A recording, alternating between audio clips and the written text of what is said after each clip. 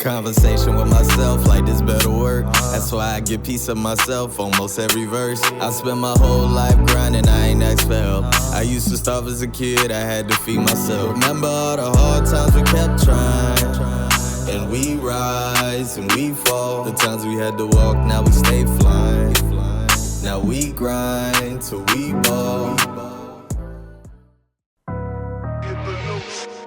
Fresh cut, fresh fit, stepped out, about to pull the wheels out. Candy coated, about to bend them corners, let me show you what this pimp about. Ooh, shorty don't be coming up short when you pull them dollar bills out. Ooh, shorty, I would hate for you to make me have to show you what this pimp about. Yeah, they call me pimpin' extreme or pimpin' elite. I'm a pimp out your league, ain't that a bitch that I need? Choose happiness. She say, what's the choosing fee? I told her everything you got, her if you choosing me. I'm 100 with this pimpin', ain't no simpin' in me. Keep it 100. I got so much I gotta say about this whole collaboration thing, but we gonna get to it. Oh, for sure. You gotta be like you will, get out the way, baby. Let me break it down slow so I don't lose you. This game is elevation, far from what you used to.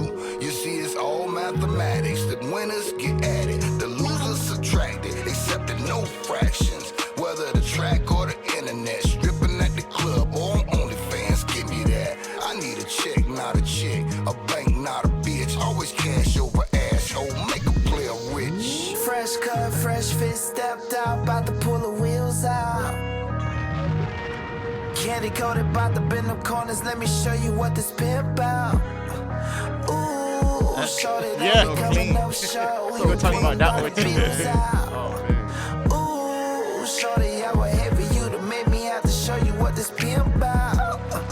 Yeah, she go and get the money. Welcome to another episode of Artist to Artist at the AV Club. It's your boy Westside, and I got a special guest with me today. Yes, Will Knows, a.k.a. The Wizard. I'm in the building. I'm glad to be here, man. I'm glad to be here. Let's get it, man. I'm glad we was able to make this happen. Sure. We had some rescheduling. That weather was bad. Oh, yeah, it was crazy, man. It was definitely crazy. But I'm glad we was able to get in Sure. for this interview. So, first, let's start off. Tell them who you are, how long you've been doing this, and exactly Gotcha. what you do. All right, I go by the name Will Notes. I've been producing since 2005, but I can probably take it way back from there because I got a photo on my Instagram. I was probably like 2 years old, and I got headphones, an old computer, and a keyboard in front of me, man. Like, I don't know. Two? Yeah, like, that was a photo. Like, my God rest her soul, my grandmother passed away, so we had like a reunion at her house, and we was just going through the photo album, and I found a picture that I'd never even seen in my life. This was like, 35 years later type, you know what I'm saying? And I found me with headphones. Just like, I was already working since then, man. So it's like all my life for real. So how would you say grandma who's the person that you would give credit to, like, that kind of put it in your life at that early age? Definitely, I have to say it starts from my grandma. Like, in her house, I'm sure like a lot of our grandma's house, there's a piano in there, a little honky tonk, like, you know what I'm saying? Like the old vintage sound. So it's from her to, you know, the family in the church. Yeah. And, you know, my dad always being in music. So I'd say probably my first experiences, maybe I wasn't aware of it, but I would watch him perform on stage in the military. So he was a guitarist, pianist, singer. So I got videotapes of me and my mom holding me in the arms, and I'm just watching my pops do his thing on stage. So I just always been influenced from day one, honestly. Yeah, shout out to Pops. Yeah, I love that. So exactly like with Pops, like was it from his father? Like, is this like a generation thing, or did it start with Pops? It's definitely been a generation thing. Like I said, it's like I even have, you know what I'm saying, my family on my dad's side that they play in the church, but they go and tour, like they travel. So this not like a regular thing at all. Like, this is like, you're going to pick up this guitar, you're going to pick up this piano, or you're going to sing, like you're going to do something around this house, because that's just a tradition of theirs. Like, the house never going to be quiet. Like, when family get together, we all singing something, playing cards, you know what I'm saying, barbecuing and all that. So the music is definitely part of their, like, somebody. So let me ask you, like, growing up though, like, what was some of the things that you was listening to? Like, what was some of the earliest sounds or songs that you was on to when you was coming up? Damn. For sure, I guess growing up, it was like I was either with my mom I was with my pops, you know, because they were split. So I got to, you know, during the school I had the structure. So I was more or less listening to the clean music, R&B, on that side. But then on my dad's side, it was like I had that freedom. So it was playing whatever from Tupac, Bone Thugs and Harmony, Biggie, you know, all of that. So, but for sure the biggest influence I definitely I say I had is on the East Coast music. You know, the Biggie Smalls was definitely like something where when I indulged in it, like I got lost in it, and that's all I wanted to listen to. So that's definitely like a big fan of his. Oh, so that's that golden era, like 90s. We talking Biggie, we talking Pac, Warren G, Mobb Deep, Nas, Ice Cube, Cube. Yeah, like my first CD that I got to buy was the Busta Rhymes. Busta Rhymes, okay. Yeah, the Final World Extension Level Event. Like that was that album that I had on repeat for months. You know what I'm saying? So that was one. I know probably before then, you know, my dad introduced me to like what real music is. Of course, like the old school. We had vinyls in the house, you know. But I say in 2001 it was Dr. Dre's Chronic 2001 album. Oh, so that was like, you need to be listening to this. And you know, he was in this Jag. You know what I'm saying? He had his firefighter job. You know what I'm saying? He got the house and all that, and we would be bumping that everywhere we go. So that's like, as far as the Sonics, that definitely influenced me. Like creating music now is like now reflecting back on those memories I had of like what great Sonics was, and I always try to emulate that. I love that because with Busta Rhymes, it's the production that also kicks in with his creativity. 100%. You know what I'm saying? Like, niggas had enough? Give me some more. Like, you know what I'm saying? It's the sounds, like where do those sounds come from? It's just different. Exactly. And I think that's probably, I'm like reflecting on this right now as we speak. Like a lot of it, the influences come from that type of production where it's just distinctive, unique, and it's just on a high frequency. So yeah, any probably great album that had that production, like that's what influenced me. Like the music always drew me. Maybe the artist to certain lyricists, like I said, Biggie, but for the most part, it was the music that grabbed me. So if I could listen to the music all day and then the artist was on point, I was listening to it. That was me. That was for me. Yeah. I love that. Honestly. Shout out to that. Shout out to that era. Definitely. I grew up, my first album was The Blueprint. So my pops gave it to me. Yeah. And so I got Hola Vito. And it's just different sounds that you hearing. So like that wave, it gave birth to so many legend producers, right? You know, you can name Pharrell, Kanye, you know what I'm saying? The Timberlands. You name my Mount Rushmore right now. Faye. Yeah. You know what I'm saying? So like, who would you put in, like, growing up wise, the top 3 producers that you would say you listen to the most? Could I give you a 7? Give me 7. Give me 7. They all deserve respect. No, because this is the reason why. Like, when I really started getting into like my sound, it was these collective group of producers that I'm like, all right, these are all potions that I got when I'm cooking up, and I'm finna either pour 2, 3, 5, or maybe all of them all at one time. So it was definitely Pharrell. You named him. Kanye. Through the Wires would grab me. Like that high pitched sampling he did was made me want to like really produce in that style. We got Dr. Dre, of course, Just Blaze, Swiss Beats, Timberland, and the last one was No ID. Was like the last one for sure. It was just him being a visionary. Yeah. Him being super creative and like really getting artists to understand what their sound is, who they are, and building something they probably never thought they could imagine. Like, you know, you would probably get a whole like 1,000-song catalog from him, but what he made, you respected it and you never forget about him. So that's definitely my group of guys that I look forward to. Yeah. To like meeting one day or even like, let's say when I make records. Yeah. When I make records, like I got them in mind. I got a sound, a loop. I'm like, all right, what these guys would have did. That's fire. I love that. To me, that's like the golden era when it comes to like music for me. You know, everybody got their golden era. Some is like the late 80s, 70s. You know what I'm saying? Different type of styles of music being made in those generations.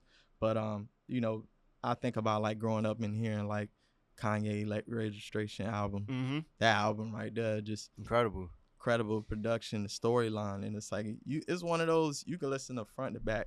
Like, give me what album would you say is a front to back album when you was growing up? Something that I know you said you had the Busta Rhymes one, but what was another one that you would say growing up? You know, it's an album that at the time that it came out I slept on was on the Black album. So I had debates and arguments with my uncle, like, nah, the G Unit album's harder, like, because he was talking all that gangster shit, you feel me?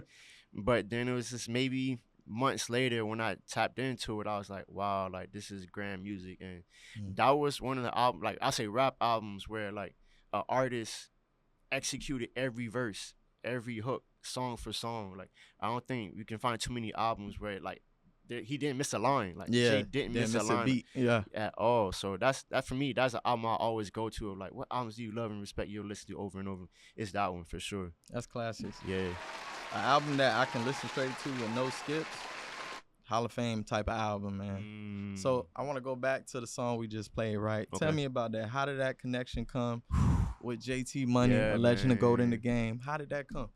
Man, shout out, first of all, to Breeze305. That's my manager. Shout out to Breeze305. He pretty much orchestrated a lot of it.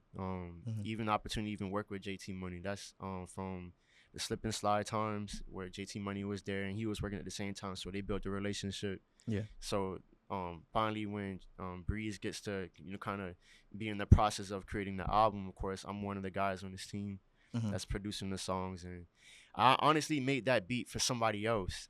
And all the instrumentation you hear, all the drops and all that was not there. It was as plain as day. The loop in the beginning is pretty much all you heard, and the basic drums was there. Unfortunately, the artist that I made it for passed away.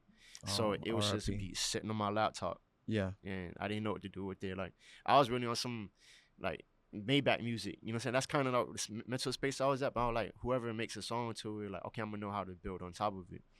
So Breeze had got JT Money to come to the studio. And he was kind of like, all right, play some beats. So I didn't really have much because I'm thinking, like, well, I'm going to play this, man. Like, this is such a generational guy. But I was like, you know what? I know he like some smooth, funky, like groovy, like, you know what I'm saying? Like, swaggy music, like pimp music, you know what I'm saying? So I was like, let me try this. So as soon as I played it for him, he loved it. Like, he was just on it, like, no, I need this. So he didn't really create nothing right then and there, but it was a songwriting camp.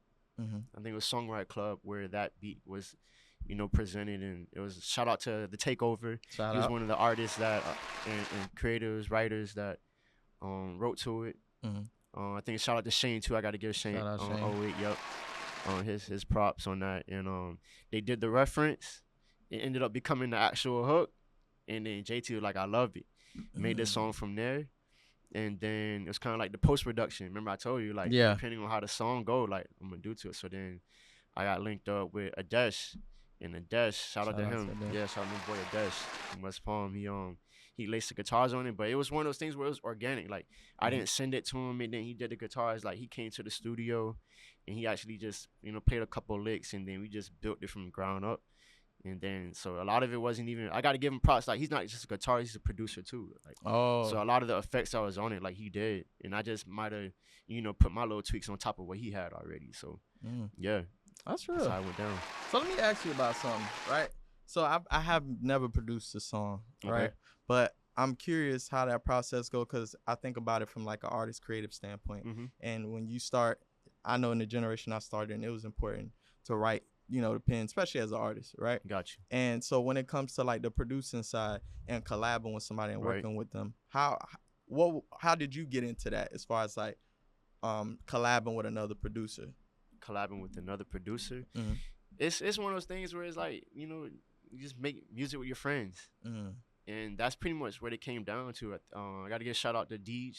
Shout out to Deej. Deej pretty much, I think, linked me up with a Desh, right? That's how I found out, and that's where it was like, all right, yo, come to the studio. You know what I'm saying? Come to the studio. So next thing you know, you got 8 producers in the studio. So you kind of just build relationships from there. You see what people can do, and then you kind of analyze, like, with the skills and the asset that they can bring, like, you make the phone call, hey, bro, like, I need you to lace this. I know you could do it. Like, you're the perfect person for it. So it was one of those situations, and he was like, yeah, I'm down, I'll do it. And he just knew exactly what to do to it. We've tried another guitarist, and it just didn't fit. So he just knew what saws, like, the right amount of, like, twang and just not overdoing, like, any of the guitar licks or strums or nothing like that. It was just the perfect recipe. So he laced it, man. So that's how that came about. That's my process in general. Like, it's just who I can just connect with organically. Nah, that's real. Honestly, that connection and being able to bring somebody into the forefront and be able to create something organically that, sounds completely different, especially to the fabric of what's current at that time. You know what I mean? Right. And it stands still on its own. So going on top of that, right? Yep. As far as productions, another song I want to give like praise to is like the Spodioti from Outkast. I was like, okay. Oh, for sure. Yeah. So like, as far as like with instruments and stuff like that, how do you meet with different people? Like, what's the process? Since like, I know you work in the studio, so do they just genuinely just come in and you just happen to meet them that way, or is it out and about and you meet different type of artists? Yeah. I'll say for the most part with the studio being like my realm, it's because I have multiple clients. Yeah. So it's how could I be outside but at the same time like being there working? Because everybody like, man, I need you to do this for me, and it's like, well, if I do this, cool, but y'all not gonna see me in the club. If I'm in the club, why my mix not done? I'm networking. You know what I'm saying? So I kind of found my safe haven really is to be in the studio, and that's really where the party be at, to be real. So in 2018, my manager Breeze, so shout out to him again, he brought me to Make It Bang, and it was a studio out of there. At the time, it was called The Lab Studios, and I was one of like 10 to 12 engineers, producers. Okay. So just think about that, especially during the pandemic. That's where the party was at. Nah, facts. You know what I'm saying? So a lot of relationships really just got built that way. That was really like the space where, the music's playing. You know what I'm saying? People are there. There's drinks there. People had a little smoke or whatever. Okay. And that's where, I meet people. Okay, it was really through the studio. Like everybody's clients, brought their clients, and then everybody just walking through past each other in the hallway. So that's how I met everybody. No, that's real. I get artists that I look up to that talks about that is Wayne. Yeah. So like Wayne would always like emphasize on his records, like just go in the studio, like y'all out and about, you doing this, you doing that. Put in work in, lock in the studio.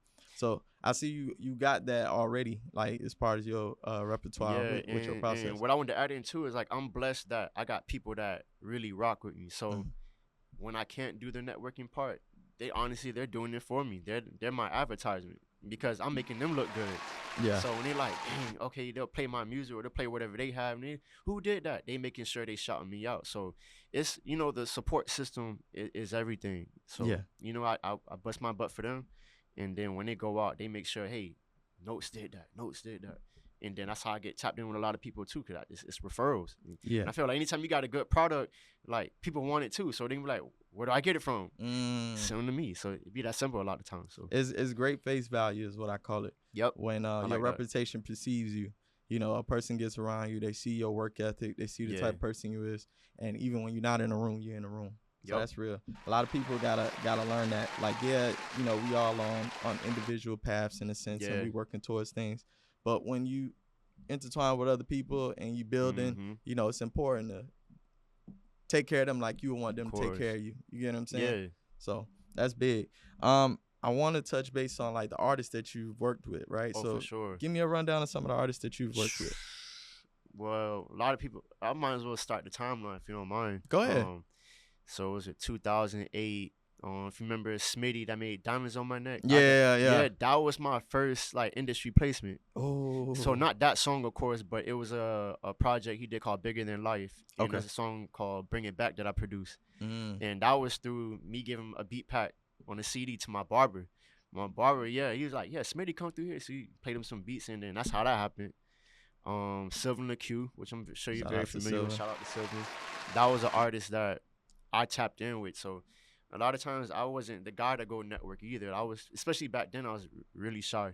Yeah. And I didn't cook up in front of people, nothing like that. So that was the first artist I really it was the studio in my house, and we just one-on-one. So all those mixtapes he recorded, either I recorded some of those or I watched him record, but I cook up beats or whatever, just created that space. So I've been a part of like that process. So I'm more like organic, one-on-one. We in the studio cooking. Then there was pretty much eight projects that I cooked up, like all my production. So shout outs to the first one was Dexter Harvey. Yeah, shout out to Dexter Harvey with that one. The next one, I think I got two with Ray Lewis. Ray Lewis? Yeah, so it's Ray Lewis. He's from like Fort Lauderdale area. Yeah. Pretty much like I don't know if you heard of a restaurant called Trapbachi. Yeah. I've Yeah, heard that. so like that whole circle right there, like he's a part of like that whole crew. So Okay. yeah. So it's him, Legacy, Miles, SCD, all of them. So Ah. yeah, so I kind of met them in the studio in the pandemic. Mhm. So I made records for him. Of course, JT Money. Yeah. That's another one I did. And then my homie CXRD. So it's an artist that I met down here, but he's from Memphis. Mhm. So we pretty much did 2 projects. So it's pretty much like a plethora of artists. It's for most part that I work with, and yeah. That's love. That's what's up. Shout out to all the artists. So like as far as the process, right? Yeah. I love to ask this question because I feel like one of the realest questions when it comes to the journey in music. Yeah. Right. So like give me a dark time in your journey, right? In the process where you may feel like it was more difficult. You know what I'm saying? Things that hurdles that you may have came across during your journey. The dark time. You know, there's many dark times, but probably anybody's dark time is when their computer crash. Oh, and you got to start over. So, you know what I'm saying? Yeah. That's that. But probably the darkest was when I was with my ex. For whatever the reason was, I couldn't make beats. Like it just wasn't in my spirit to do it. Yeah. She wasn't a creative, you know. She wasn't. It's not like she didn't like my music, but it's just didn't listen to the type of music Just I was making. Yeah. You know, if it was, you know, I wanted to get on my laptop and get busy, it was like, you know, in the middle of the night, I'll wake her up, you know what I'm saying? So it's like, all right, can't really do it then. Like, it's kind of like, dang, you know what? The laptop just sat there, bro. It was crazy. And I know a lot of people probably understand, like, why you quit or this. Like, I just, like, say moving to Missouri. I moved to Missouri from, 2014, 2016. Yeah. I was in Poplar Bluff. Like, population with 20,000 people maybe and growing. Completely different world. It's a completely different world. So I relied on podcasts like this to be tapped into the city and what was going on. But that thing about that was kind of the emergence of like the SoundCloud era. I'm not around it. I'm not in the clubs. I'm not around people that's in the studios making that type of music. So I was just completely lost. Like, so really not being into the culture is definitely like tough. Like, and me, like I said, being with my ex and going through that whole thing, it wasn't a bad relationship. It's just how the relationship was didn't allow me to be inspired to even do anything. It was crazy. So would you say that it's important, like if you're a creator, right? And that's the challenge in itself. Yeah. You know, when you creating, it does require for your mental state, of course, your emotions, things like that. When you're most creative, would you say it's important to date someone that's a creative also, or do you think it's just more so of what the type of things they're into in general? I haven't had that success, so I don't feel like I can determine what that is. But I definitely say whoever it is gotta allow you to be able to get into your zone whenever you need to. Because I can't guarantee like that one moment I'm gonna feel like making records. But it's like if that person kind of blocks you or doesn't encourage it, of course it doesn't make it no better. I think you got to have the mental strength to be able to make that happen anyway. But with the, like I said, culture I was around, it was like it was work and then it was her. So without any other friends, 'cause I was in Daytona at that time. I wasn't down here. Oh. Yeah, so I was in Missouri from 2014, 2016. Then the job transferred me to Daytona 2016 and 2018. So being around her with that was like, it wasn't finna happen because I had no other influence. So being around people that, you know, community or culture that kind of likes and indulges in the same thing you do makes a difference. So if that person doesn't allow you to get that escape, I don't know how you're gonna do it. So no matter what it is, you just gotta be fair with the whole process. So that's real, honestly, because like being a creative and a creator, it takes a lot to do it, right? And then it's everybody ain't the same. You know what I'm saying? Some people are morning people. Yeah. Some people are night people. That's why I couldn't even feel like I determined like what type of person like I need. It's just that person just has to understand like how I get to my creative zone, whatever that is. Maybe they might inspire it. You know what I'm saying? Maybe they won't, but they gotta know that and they be like, okay, you know what? I'm gonna go jogging today.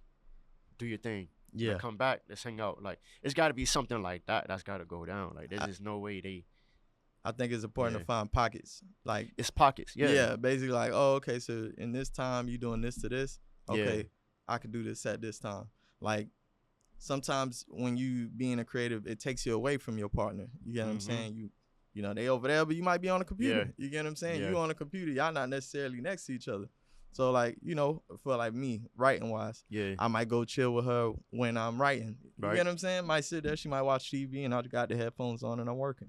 So it just it's like how say you want to get an angry emotion off, but then it's like she just making you bubbly. Like sometimes you gotta say, you know what, like my inner studio, it'd be like going to the bathroom. You know what I'm saying? You go to the bathroom, you close the door, you got your headphones, you playing music, and then that's just like your own little studio you in the crib. You know what I'm saying? you gotta find your pocket. You find your pocket. You find your niche. Sometimes, like me, I like working at night. I'm a night person. If it was up to me, I'd be up all night. I'm bad, bro. Like, I'll wake up and my laptop will be right there. I'm finna pick it up, be laying down. You know what I'm saying? Right there. Like, it's anywhere for me. Even in the kitchen counter, like, in the backyard. Like, you know what I'm saying? So, it's for me, it's like, I could probably be annoying in that way, but at the same time, if they embrace it, that makes the process even easier. If they like what I'm doing, if they're probably an artist themselves, that'd be even better. Because they not on top of understanding the process, but they might join in. They might give you more critique or another pair of eyes. Like even when editing, for me, I like to have another set of eyes to look at it because I know what I like and what looks good to me. But let me get somebody that don't think like me, that don't, you know what I'm saying, look at it like how I look at it and see what they thought of it. That's real, man. So I want to dive in because I know it's another artist that I've seen you work with, right? Mellow Racks. Tell me how that came together. Man, shout out to CXRD. Shout out. He was at the time working with GP, you know, and he was pretty much at the time in charge of, excuse me, getting Mellow Racks in the studio. So, you know, just find studios, book time, whatever. And then, you know, because we did so much projects together and got a vast catalog, he tried to, like, let her know. And that's what we was talking about earlier. Put on to me, hey, you need to go over there the notes, like my guy. Yeah. So it took a couple times, but finally got in the studio, and I was playing a bunch of beats, and she's like, nope. Then it was like, play me something that you'll play Drake, and I'm just like, bro, you're killing me right now. So I'm like, all right, bet. So then it came down to it was a record that me and CXRD cut, and he was like, play the instrument. And I was like, bro, chill. Like, don't do that. Like, this is a dope ass song. Like, don't do that. And he's like, play the record, bro. And I was looking at him like, you serious? So I'm thinking like, you know, whatever he's trying to set up, because this is how everything came about in the relationships that were being built. I'm like, okay, he's trying to do this. So I was like, all right, I'm gonna play it. Played it. 45 minutes later, we got Need Me. Crazy. And it's funny because I hear a lot of people like, man, who wrote that song? I'm like, she wrote it. Like, I was there. Like, I witnessed it. So, from people that think, like, she don't got a pen, she for sure got a pen. Like, no question. She did her thing on that, and that's where how record came about, man. That's that? Right. Yeah. Shout out to Mello. And we kind of built the relationship from there. She definitely, like, you know what I'm saying, come to my spot because it's the comfortability thing. I know that's probably one thing people don't know, like, anyone can get in their comfort zone with me because I'm so open. I don't smoke. I don't go crazy on drinking, nothing like that. So it's like you got a place of peace. And that's where, like, I feel like that's my advantage. Like, they don't got to worry about the ignorant stuff. Like, I'm fair on time. You know what I'm saying? Like, whatever the money thing is, I don't trip about that. Like, I make sure I do everything fairly. I don't overcharge people, nothing crazy like that. So, you know, with her, like, we just kind of built the relationship from there. And then she was like, I need more beats like Need Me. And I'm like, all right. But that takes time. Like, so next thing you know, Complete Me, that just came out. So there's 2 singles out, you know, and there's more to come. But yeah, that's how that went down. That's major, man. Yeah. That's what's up. Yeah, I seen it. I was scrolling on your page and I seen the Mellow Racks. I'm like, oh, he got a cut with Mello? Yeah, two, man. See, 2. I love that too, the fact that she write. To me, that's also a bonus for me. Like, whenever I see an artist and, you know, I can like a person music whether they write it or not write it. That the good music is just good music. You get what I'm saying? But it's even a bonus when you know, like, oh, okay, they pinned it too. You know what I'm saying? It's like an extra bonus. Because I mean, and this is just for females in general. Like, you know, even when they put in the work, they don't get enough credit. So I just definitely had to make sure, you know, for media purposes, I had to throw that out there. So people would do their homework, be like, oh, okay, dang, she really did right there. Like, I confirmed it. You feel me? That's what's up. Fact checks. Yeah. All right, so I got a topic I want to get into, right? All right, let's get into it. Let's get into it. So I'm a give the backdrop story on how I came up with this topic. But it started off, I was in a dealership, right? I was getting some work done for my car. Gotcha. And one of not a sales associate, I guess one of the tech guys. Mm-hmm. As I'm walking in, he's like talking to his coworker, and he's like, "Yo, do you know who Wu-Tang is?" So I'm like, "Of course I do." Yeah. He's like, "Can you believe this man don't know who Wu-Tang is?" And I looked at him. I'm like, "Wait, what? You don't know who Wu-Tang is?" So then he was like, "I'm 21." I'm like, I was like, I mean, I get it, but damn, bro, you don't know who Wu-Tang is? But it's like, it's a disconnect in generations at times, right? And when I think about it, I look at it like, well, for me, when I was young or growing up or however, I knew music that way predated me. You get what I'm saying? Like, I knew about the Isley Brothers. You get what I'm saying? I didn't have to grow up and live through it in order for me to know it. You get what I'm saying? And it's funny because now, with this generation of like social media, a lot of records are being cut from like samples of like older tracks or the instrumentals or the songs just becoming like trendy, right? So like, what do you think is the reason why you would say the younger generation may not know or be educated on past generations of music compared to like our generation? You gotta look at, as far as you can go as hip hop. And before hip hop, music was gatekeep. Media was gatekeep way stronger than it is now. Way harder. Like, so just think about if I was to go download music on LimeWire when I was in high school. Like, who was able to get an artist that's unknown to get their music loaded on LimeWire for me to download? Yeah, not that many. Not that many. Yeah. So it was all mainstream. So if we was to do research in our time, we're getting lead to mainstream because they had control of it. There was no major like social media platforms where it was wide open. So now that it's wide open, right now I'm lost. I don't even know where to research for the new generation, what they tapped into. Yeah. So I feel like because they got the access to the whole world, which is like a gift, but then it's a curse that they don't have a foundation of like, where can I go do this research, unless they just go track the billboards and just go scroll down. Like, but I don't think anybody gonna do that. Nah. I don't even think they gonna look at billboards. What was number one in 2018? So I feel like you gotta be a real hip hop head. I feel like you gotta probably have elders or others that was influenced to, be hip hop heads, and maybe that'll lead someone down that path to know who a Wu-Tang is. Otherwise, it's like, how do you find Wu-Tang on Instagram? Yeah, the only thing I can think of is that show, Hulu. You know how they got the Wu-Tang series, but if you ain't watching it, then that's the only. Yeah, those are, and so even you look at those like Netflix, those are somewhat gatekeeped in a way, but not everybody's relying off of those platforms to do research. It's anything. So they just, like, I'm scrolling, I'm looking at 100 different profiles a day, old or new. Like, that's my source of, that's my newspaper. Facts. You know what I'm saying? So now I gotta go to the library for this. Yeah. And now that's a lot of homework to do now. Yeah. It's a lot. So if I'm trying to catch up today, it's gonna get harder even going backwards. No, that's fine. It's hard now. It's gonna be harder going backwards. It's like you gotta look at certain platforms, but you gotta research which ones to look up. Like, people are not gonna be influenced to just dive that deep unless they want to. I watched the Kanye and Candace Owens interview, right? And he talked about how the history, in a sense, is being deleted. Yeah. And I was curious about that. I'm like, what do you mean by it's getting deleted? And he talked about that Piff, live mixtapes. How like certain platforms have been taken down and that you can't have access to it. MP3 files corrupted. MP3 files, yeah. So it's like it's not as accessible. Back then you had your LimeWire, you downloaded music. I done found music on LimeWire. Just trying to download one artist and then it's a completely different song. You know what I mean? Shout out to Soulja Boy. I know that's how he got his break.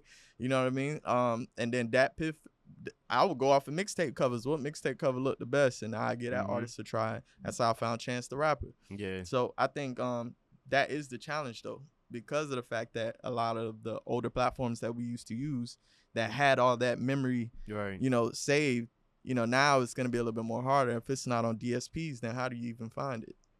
You know what I'm saying? Yeah, so, that's real. You know, shout out to some of the artists that have been updating their back catalog of mixtapes. Right. You know, you got your Gucci Mans and stuff like that. Travis Porter, Walker Flocka. I know he uploaded a lot of his mixtapes and stuff like that. Yeah, so I feel like it's two responsibilities. It's the elders gotta keep teaching. Like they can't give up on that. They gotta put them on. Like that's how my brother got into. He would play like, you know, so I call it the ignorant music, but then like his uncle would be like, "No, listen to this. Listen to music that's in Korea. Listen to, you know, you put them on to different things." So I feel like it's a responsibility of both. Like, you know, trying to actually ask questions. Yeah. And then the elders like, "Hey, this is what the wave was." You know what's another thing too? I think it was more responsibility of the older generation that was trying to influence the younger generation, right? So when you think about it, back then, a lot of barbecues and family gatherings. So That's you get there and your cousin see you, he ain't seen you in a while. Now he's trying to play you something to put you on to something. Or riding around. A lot of times back then, if you didn't have a car, you had to share rides to get to somewhere. And, you know, the Oxman, no, for sure. The Oxman was important at that time, and he put a lot of people onto music. So it's just a little bit different now. You know, the younger generation is more social media based. Streaming is a big thing now. People just like to sit there and watch people in their living room talking. You know what I mean? So I like to think of like from each different platform, it does take away from you listening to music in a sense. You get what I'm saying? I feel like another thing is, especially this generation, they're taught to, or kind of forced to be entrepreneurs. They're forced to, you know, make their own. And guess what? They have access because of technology to make their own. That's facts. I didn't have access to an MPC. You know, it's too expensive. So I was more likely to go research and listen. Now that I can make my own beats, or like my other brother, he makes beats on his phone. Think about the hours he's spending making. He's not researching. So how's he going to know if he's creating it? So it's a lot more creators, I feel like, now, or at least they're able to be seen. So it's just less likely to be like heard or like know who Wu-Tang is. Yeah. So shout out to Wu-Tang, man. Yeah. Shout out to Method Man. He on Power. He's doing his acting sure. thing. You know what I mean? You know, there's another moment that happened that made me think of that topic when I think it was Redman and Method Man. They did a Hot 97 or like a festival or something like that for a radio station. And they performed, and like he said he would never go back again. I heard that. Yeah, I remember he said reading about that. The generation is just detached. Like they're not coming in to see probably a Method Man. Maybe they want to see A Boogie. You get what I'm saying? So it's like so. Going into the second half of that question, right? Because I feel like that get looked over a lot, and one of the things you were saying, like you feel like you in that wave of unk in the sense of like music, like as far as your knowledge and your experience in the years that you got in. So with rap music, one thing I've noticed is that we tend to age the artists more than any other genre and demographic of people, right? So you look at rock, you got groups like Led Zeppelin and all these groups that are still able to put out albums, do successful tours, and still looked at as the biggest thing walking, right? And in rap music, we tend to shun out the older artists and say like, oh, well, he's not NBA YoungBoy. You know what I mean? Somebody that's like in that younger age group.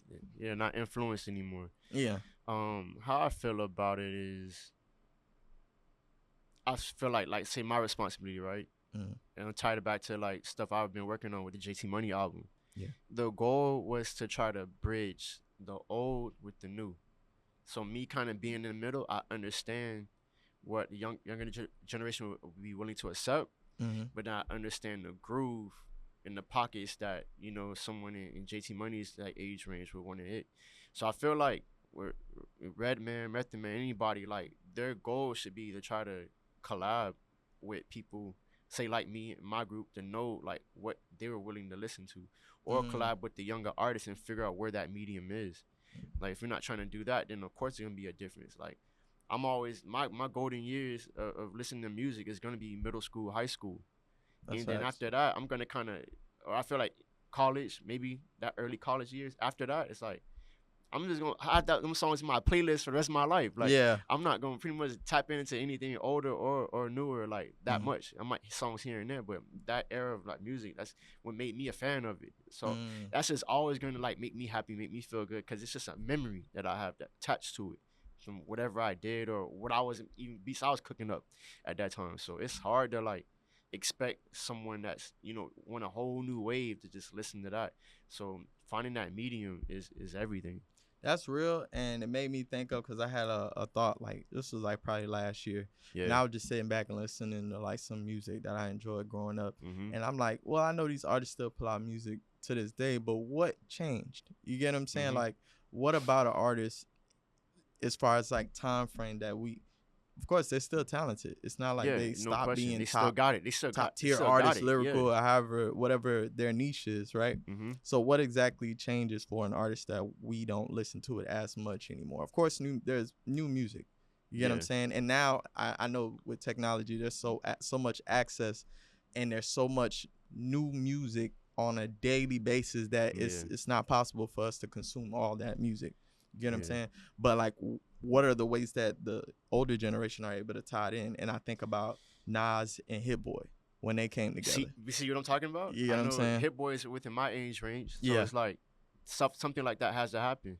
And I think it's a lot. Hip hop is still fairly new. I think a lot of us, I'm not saying us, but just the general consensus forgot that. So you got to keep trying. You got to keep finding new ways to make it happen. So since, you know, a lot of our artists aren't passing away now, you know, they're here. It's a journey and a process for them because they don't have a template. They don't have a blueprint for that. Yeah. So it's like, what is the way? Nobody knows. It has to be discovered. Somebody has to figure it out. That's why I like someone like JT Money. Like, he hasn't given up. That man still get on stage, do 50 push-ups, and then go perform. Like, he's for you feel me? I'm built for this. Yeah, exactly. And that's just the thing. Like, it's just in him. And I feel like someone, you know, like a Redman or Method Man, like, they got to just not give up. Like, no matter what it takes, like, this is me. This is what I'm going to do. I live just for hip-hop. And whoever embrace it. They don't. It don't. Maybe it's not meant for them to rock, you know what I'm saying, a stage of 20,000 18-year-olds. Like, maybe that won't happen, but I bet you somebody can do it. It's just a matter of who and when. Yeah, but I think I like what you just said. I think if there was an answer for that, I would say it's what you just said, bridging the gap in between the two. Mm-hmm. I think of there's a song Method Man, and I think Ghostface got with Tiana Taylor. Okay. And when I heard that song, it's like, it's there. It's fire. And I feel like she's that gap in the sense that was able to bridge that style with the newer style, and it came out perfect. Yeah, cause it kills me, like, a Method Man type beat, these younger kids will rap on it. Yeah. So it can't tell me it wouldn't work. It's just always the presentation and how it's brought to the masses. That's everything. It just can't, I'm Method Man, so like it's gonna go. Like, it's not gonna be like that in every moment or every city, and he might have to keep trying. Yeah. You know, that's really all it is. And like, it might need more, you know, elders like him to keep pushing forward. And, you know, you'll see a whole culture of like, okay, this is these legendary artists that are still doing it, still got it. Busta Rhymes still got it. Oh yeah, shout out to Busta You Rhymes. feel me? Like, I seen him perform at the 50 Cent show. yeah. I saw him in West Palm, and it was Busta put stage performance. Unreal. Crazy. Yeah. It's crazy. You man. know, so, and I see exactly what I'm saying. He didn't give up. He's not quitting, and he's being patient. Probably recorded 1 million songs, and you ain't gonna hear him, but he never stopped his process. So, you know, just finding the right timing with everything, and just keep showing like it can be done. And I think once that's seen, like, it'll be embraced. You gotta spoon feed people this stuff. Like, you can't just force them to just eat it. Like, they already grew up off of this. Like, you know, so they grew up off of A Boogie, Young Boy. Like, that's their main course meal. Like, so that might be what it is. But hey, some dessert, you might go. That's you know their what I'm legends. saying? Yeah, that's their golden era. Them growing up in the time frame, and they looking at A Boogie or Kodak and stuff like that, and For sure. be like, okay, that's my goats in a sense. So let me ask you, what's some stuff that you got in the works that we could be looking forward to? I'm excited because now I produced a lot of rap albums, but I have an EP on the way that's R&B based. Okay. Yes, it's with the artist Jay Only. And Shout out to Jay Only. yeah, young dude, and we met at a songwriting camp. So I think Oxcord, and basically I was just playing. Everybody was playing packs. Okay. You know what I'm saying? And everybody had their turn. Like, each producer had their turn. And I remember one moment where I played a beat, and he looked at me like, "You ain't gonna load that up." And I'm like, "What you talking about?" I ain't never heard nobody talk to me like that. I'm like, "Of course I'm gonna load it up." Like, you call me out, like, "Hey, yeah." So he recorded a reference to it, and I was like, yo, this dude's cold. And that's what I was saying, like, how do I meet people and how do I collab? Like, it's just, where's that genuine connection at? And once I kind of peeped that, and then, the vibes is cool, and it's like, yeah, let's work. So it went from that, and then I sent him, like, 2 other beats, and he aced those. There's actually a song we already have out on all streaming platforms. It's called These Days, if I'm not mistaken, with him and Classic. One of These Days with him and Classic. Yeah, it's a cold, like, pop song. Okay. Very, like, thoughtful and like, genuine. And we always knew we wanted to work, but it's just, our career paths was 2 different places. We had 2 different agendas. So, like, maybe, like, a month ago, he was like, yo, what you up to? You know what I'm saying? Just always staying in touch. And he was like, no, I'm free. I got my new studio spot. That's what I was telling him. And I was like, come down. So he came down, and then we did one song. Like, I paid him damn near everything I had. Like, it was like, yo, which beat you want to do? You know what I'm saying? And I was just telling him what I had. And next thing you know, we loaded the song up, and I was like, yo, we got time, bro. Let's work on the EP. And what's crazy about this, like, with our connection, is, like, we did a 5-song EP. It's already done. And those are the first 5 songs we did. It's like we went 5 for 5. Oh, that's perfect. Crazy. Yeah, that's 5 for 5. Like, we could keep going, but we like, nah, this is it. Like, we don't need to, like, make 10,000 records to make this fire. Like, so how long did it take y'all to make that? Like, was it like on a session? So it took about a month. Okay. But it was, working on 1 song a day. I think, like, maybe like 1.5 on the other 2 days. But yeah. Each day we come in, knocking out a song, and we done. It's like we'll do all the, like, mixing right there on the spot. Yeah. All the drops and all that's there, and then we just leaving one more session just for touch-ups, revising anything we want to do. Yeah, and that's it. Like, with him, our process is fluid, super smooth. Like, it's not common, but, like, it's just like clockwork. So what's your ideal, like, setup when it comes to, like, a studio session, right? Like, every artist is different. You got your artist that it's like a club in there. It's like 30 people in there. Some smoking, some drinking, people talking. Like, what's your ideal setup? Ideal setup is the producer. Well, I say my setup. I'm the producer and the engineer. Okay. An additional writer in the room and the artist. That's it. You don't need no more, nothing less. Yeah. To be honest, like, it's just whatever can complement, like, the session. Where it's clockwork, because sometimes, like, if you, like, I know it was tough for me, like, to play, like, the vocal producer and, like, engineer, because I never did too much vocal production in the beginning, and I started engineering, like, 2020 for real. Yeah. On Pro Tools. So it took me time to catch that up, but once I got good at it, it was like an artist could really trust me. So now it's like you don't need a vocal producer in the room anymore.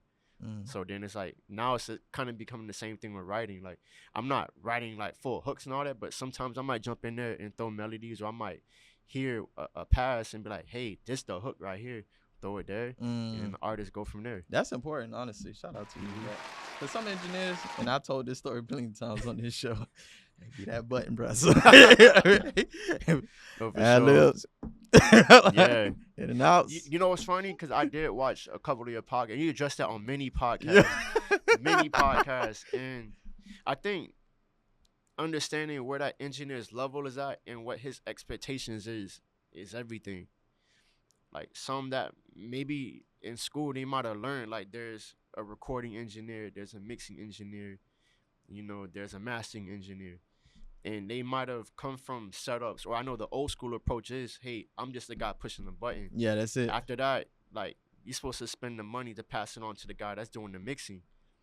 Maybe he's just not good at the mixing part. And that's where, like, I come in handy, because, and that's why they call me the wizard. Like, they call these antennas. Like, they be thinking, I swear, they be thinking of an idea, and before they even say it, I already did. They're like, dang, I was just thinking that. Like, that's fine. So, just someone with that vision to be able to help everything move forward and move smooth is everything, and whoever it takes in that room to make that happen. But I'm definitely, like, against the parties thing. No. Too many people. It's too many people, but then it's the clowning part. To be honest, people not being serious. And then it's like the jokes get cracked and all that. I'm like, you know what? I honestly, at that point, I turn into the guy that's just pushing the record button, because I can't lock in with the extra too many frequencies people behind me. Yeah. You know, I want to clown too, like I want to laugh too. But then when the artist going hard and they're like, does it sound right? And I'm like, I can't tell My you. bad, like, dog. I'm joking. Bro can't just hit- said a joke that was funny. Look, let me hear it back. I'm It's gonna let tough, you man. know. It's tough. That's tough. Yeah. Me, similar to what you said. Mainly when I record, it's just me, the engineer. Right. That's pretty much it. Like, and then if it's a collab, it's the artist that's in there. Yeah. And it's like I had to learn.